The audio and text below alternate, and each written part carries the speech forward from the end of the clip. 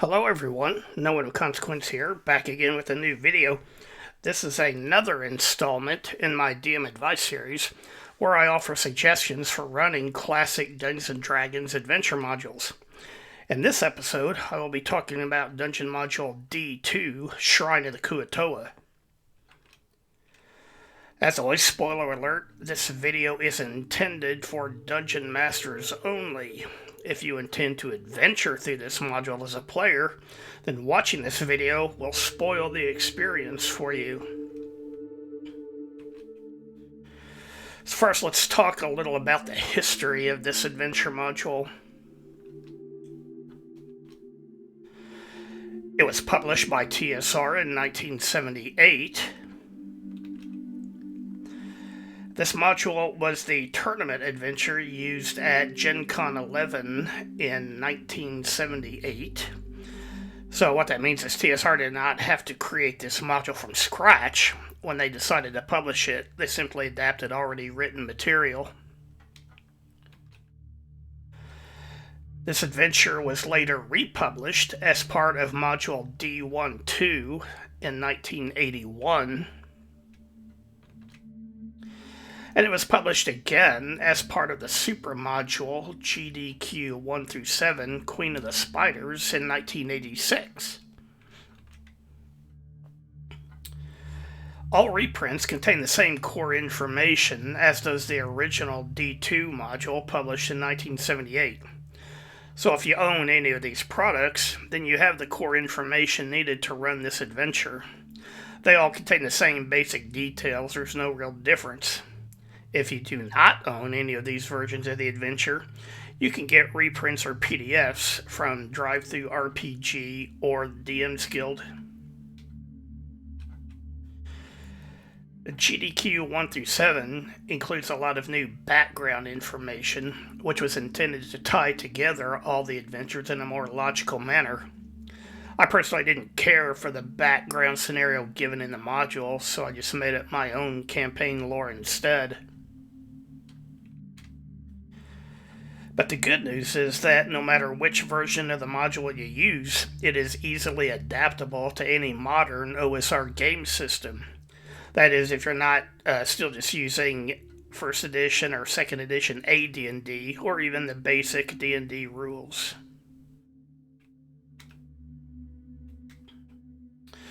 Next, we'll talk about more recent products associated with the original D2 Adventure module. First, this module is called Descent into the Nether Deep. It was published by Kenzer in 2003. And it's a semi-parody of the original D2 module. It was written for Hackmaster 4th edition, which is just a modified version of 1st and 2nd edition AD&D. Although it's somewhat of a parody, it's still a good source of additional material for use in D2.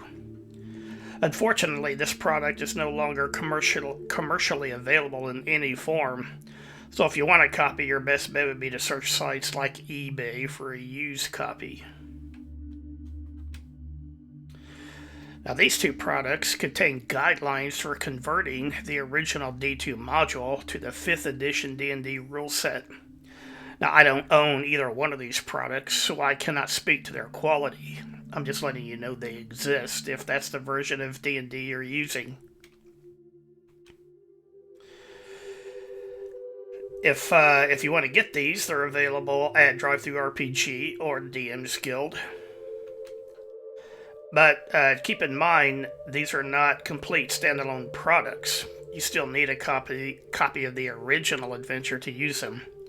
But as I said earlier, you can obtain reprints of the originals also from DriveThruRPG or DM's Guild. So all this background information brings us to the module itself. This is the second module in the Descent series, and it expands upon the Underdark as a type of wilderness adventure setting. When you hear the term wilderness adventure, you would normally think of the wilds on the surface world.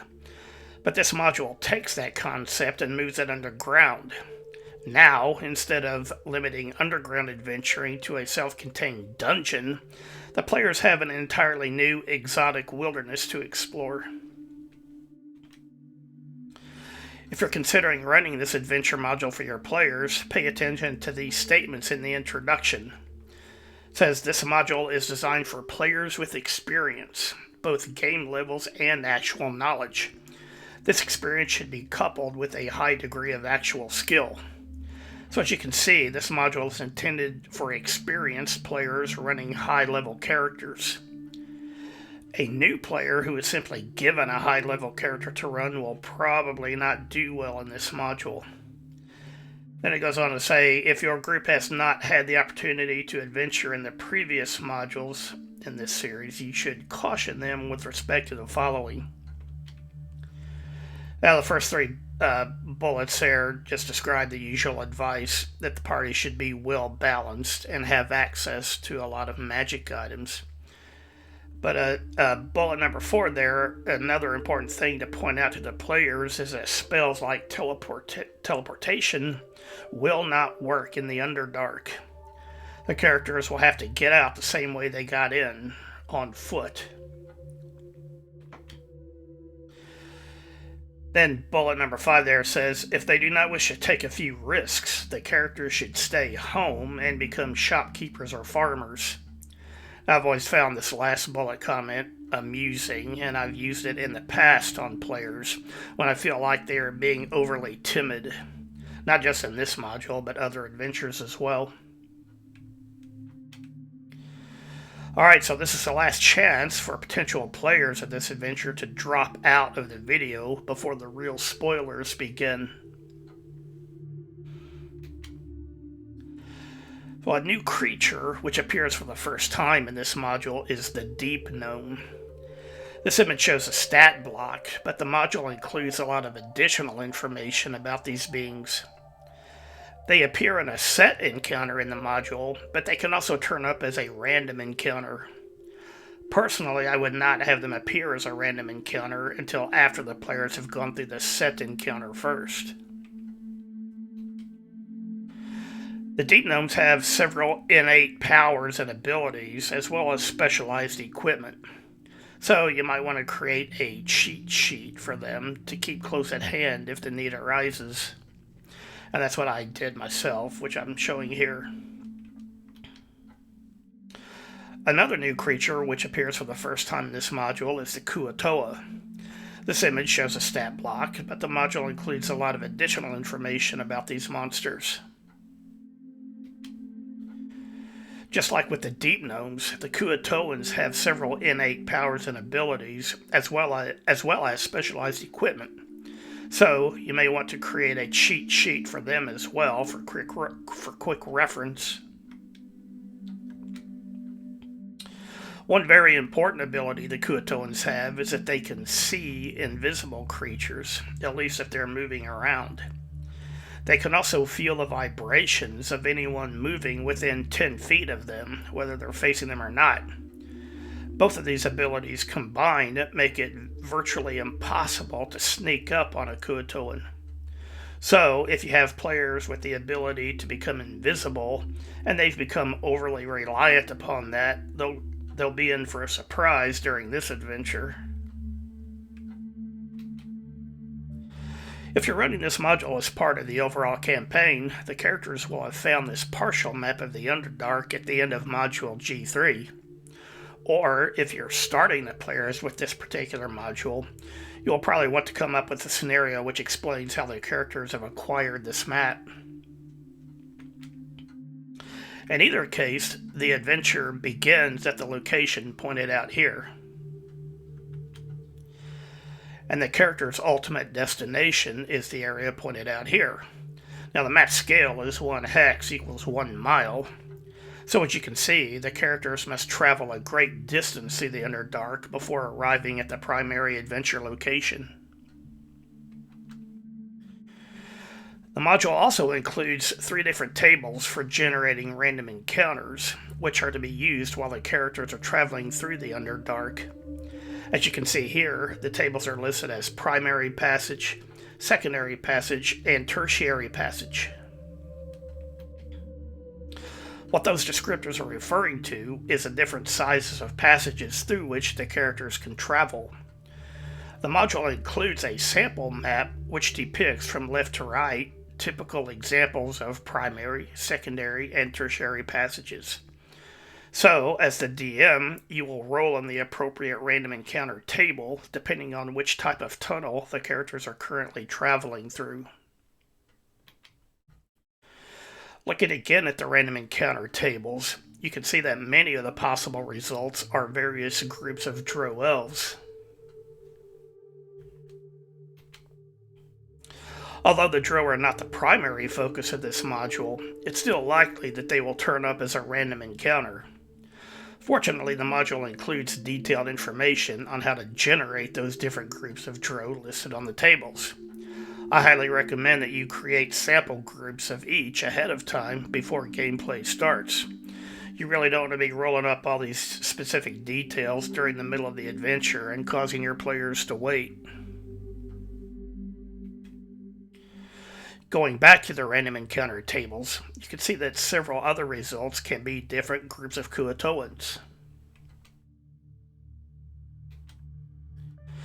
But, just as with the Drow, the module also provides information for generating those groups of Kuo-Toans. Again, I recommend you create sample groups ahead of time so they can be quickly dropped into the game if that comes up on a random encounter. And finally, on the tertiary random encounter table, there is a small chance the characters might encounter a vampire or a lich. It would definitely be a good idea to pre-generate an example or two of these monsters, just in case the characters happen to run into one while traveling. Now that we've covered random encounters, let's go over the module's 2 set encounters, which occur before the primary adventure location. Again, this map shows both the start point and the end point of the adventure module. However, in between our 2 set encounters, the first of which is pointed out here. It says in hex W27, the river crossing can be very easy to accomplish, or the rash party can turn it into a deadly nightmare. This river crossing must be negotiated one way or another in order for the characters to progress through the module. As stated on the previous slide, this can be a relatively uneventful encounter. All the characters have to do is pay a fee, and the Kuo-Toan living there will ferry them across the river. But if the characters accidentally, or even on purpose, muck this up, things will go south very quickly.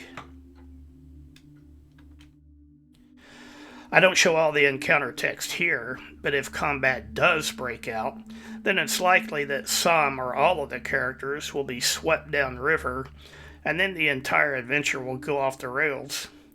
All I can say is that you, as a DM, must be prepared for this potential outcome. Now, the module text does provide details on what happens to any characters who are swept downriver. Moving on, this map indicates the location of the second set encounter found in the module.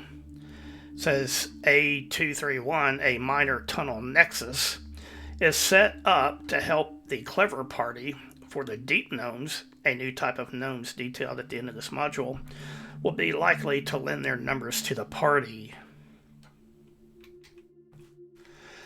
The module says that there are 8 deep gnomes, and if the adventurers offer not fewer than 100 gold piece gem per deep gnome, and agree to going halvesies on any others taken, the Sverfnebli will certainly agree to accompany the party to the shrine.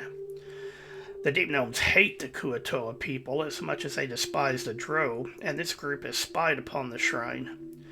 Naturally, the small fighters know the passages well, and they have small secret passages which allow them to spy upon the shrine from high on the walls or from above. So, just as with the first encounter, this one can be peaceful as well. In fact, it should be. even better, the characters can gain guides and allies for the rest of their journey to the Kuo-Toan shrine. As illustrated here, if the characters follow the primary passage running due northwest from the Deep Gnome encounter, they will arrive at the primary entrance to the Kuo-Toan shrine. However, it's approximately 12 miles away, so the characters will likely need a couple of days to get there. But that gives the Deep Gnomes plenty of time to tell the characters all about the Kuo-Toans, including their special abilities and their tactics in battle. The Deep Gnomes would know all these details due to their long animosity with the Fish People. But back to the journey itself. Instead of staying on the primary passageway, it's possible that the characters could branch off into this tertiary passage and get to the shrine that way. Later, I'll talk about where exactly the characters will arrive at the shrine if they do take this route. It's also possible that the characters could leave the Deep Gnome encounter and head for the shrine via this secondary passage. There's a small blank section pointed out on this player's version of the map. However, the DM's map shows that it connects to the shrine at the bottom left or southwest corner. As a DM, you'll just have to prepare ahead of time for whichever route the characters might choose. But no matter which way the players do end up choosing, all of them lead to the actual shrine of the Kuo-Toa, which is pointed out here. This is a map of the shrine, which is provided with the adventure module. And here's the same location depicted in a zoomed out view of a VTT map. Now this is the same map I used in my Roll20 campaign. As described in the module text, the entire area is relatively well lit due to phosphorescent lichens growing all over the place. That means the characters won't need to use any light sources while they're in the shrine area. The primary inhabitants of the shrine are, of course, the Kuo-Toans. If you count them all up, there are approximately 500 or so Kuo-Toans here when the characters arrive. Now, not all of them are warrior types. Many are unarmed pilgrims who are there to worship at the shrine. But even they will fight to defend themselves, or if they perceive a direct threat to the shrine itself. To get a better idea of what all the characters may face here, let's take a detailed tour around the VTT map. This is a dwelling area of a group of Kuo-Toan fighter assassins who maintain order in the shrine area. Needless to say, they can be very dangerous opponents. These rooms all house visiting Kuo-Toan pilgrims, as do these rooms. This is the palace of the Kuo-Toan prince who rules over this place. His elite bodyguard and the Kuo-Toan priests are here as well. This is where the bulk of the Kuo-Toan soldiers live. This area houses more visiting Kuo-Toan pilgrims. And this area is where the Kuo-Toan soldiers train in mock combat with one another. These are the Kuo-Toan spawning pools and where they raise their young. The Kuo-Toans will savagely defend against any threat to their offspring. So, as I mentioned before, there are 500 or so Kuo-Toans here when the characters arrive. So this is not the kind of place where the characters can just work their way down a hall, systematically kicking in doors and defeating the inhabitants of the room behind it. The noise would soon have the entire place in an uproar. On the other hand, if the characters want to just peacefully pass through the shrine, that's easy to do. Assuming the characters arrive via the main passage, they would enter the shrine at the location pointed out here. At this point, any intelligent creatures observing the party will ignore it. This is a place where traffic is not uncommon, and those entering are permitted to approach the shrine and make the obeisance to the Sea Mother, obtain the required passes, and move on. It says the characters are supposed to approach the ziggurat. The steps must be ascended by all creatures passing through, so that homage can be paid to the goddess, an offering paid, and passage continued elsewhere. It says all they have to do is pay 1 gold piece per person, excluding slaves and lowly servants, of course, and take a snail shell pass for each and present them to the guards as usual. Once the characters obtain the snail shell passes, they can simply cross the main shrine area, give the passes to the guards at the far end, and be on their way. So how would the characters know to do all of this? Well, the deep gnomes could tell them everything ahead of time. They regularly spy on this place and undoubtedly sometimes travel through it themselves. Now, although it's easy to travel through the shrine without any problems, there are still a few ways for the characters to get into trouble beyond just attacking the place. As described here, if a character approaches the Kuo-Toa's idol and does certain things, they could be gated to the Sea Mother's home in the elemental plane of water. This is very unlikely to actually happen, but it's still possible. Therefore, you as a DM must be prepared for this possibility. As for me, I created a separate battle map depicting the Sea Mother in her home so that I could drop a character onto it if they got themselves transported there. I had no idea of what was going to happen after that, but at least I was prepared with a battle map. Another area which could be of interest to the characters is the Kuo-Toan slave quarters. Here I've pointed out the stairs which lead down to the slave quarters, but the module provides no separate map depicting it.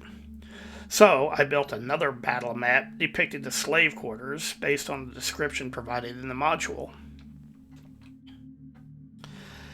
This arrow points out the stairs leading back up to the shrine's main level. As you can see in the text, there are many different slaves being held here. Some, if freed, will even be willing to help the characters fight Kuo-Toans. The characters could learn about this place from the Deep Gnomes as well, because they would be interested in seeing their kin rescued. Another possibility which could benefit the characters is if they were to rescue this drow merchant prisoner. He could help smooth the way forward for the characters and even be a useful contact at the drow city itself. In summary, planning and carrying out a rescue mission could provide the characters with something interesting to do, short of an all-out attack on the shrine. There is another drow being held by the Kuo-Toans, and this one is a high-ranking noble. She is being kept prisoner in the room pointed out here. However, this is also where the shrine's force of Kuo-Toan fighter assassins live.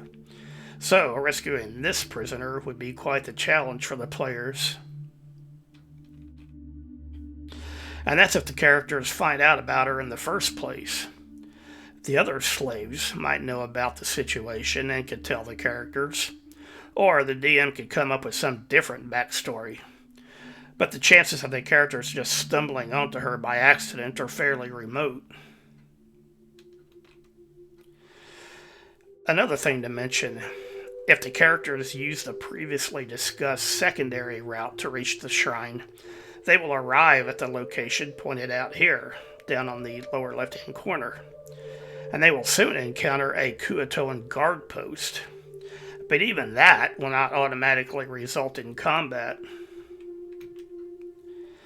As discussed here, groups arriving by routes other than the main passage are simply detained until the tithe is paid and the sea shell passes are obtained. As long as the characters comply, they can still get through the shrine area without any trouble. If the characters use the previously mentioned tertiary route to reach the shrine, they will arrive at the location pointed out here in the upper right-hand corner. This approach could be risky because the characters will suddenly find themselves amongst the Kuo-Toan soldiers' quarters. How things play out in this scenario will largely depend on what the characters do when they are inevitably discovered. If they play innocent and are diplomatic, they might get away with just being escorted to the shrine to make the required tithe. On the other hand, if the characters are hostile, then they will quickly be swarmed by the Kuo-Toan soldiers living in this area. And the only way out is the tertiary passage by which the characters arrived. If this happens, you'll just have to DM the situation as best you can. Alright, that concludes my commentary on the module's highlights. Now let's summarize the module and my overall thoughts on it. First, this module, the adventure text of this module, is only 12 pages. Obviously, a lot of information is crammed into those 12 pages. If this module were written today, I'm sure it would be a hardback book with 100 pages or more, plus maps. This module continues the concept of the Underdark as an underground wilderness setting. Like the others in this series, this is not a beginner's module, and that includes the Dungeon Master. This module can be challenging, or it can be easy, but it still requires a lot of DM prep to properly run it. The module could become extremely combat heavy, or there could be no combat at all.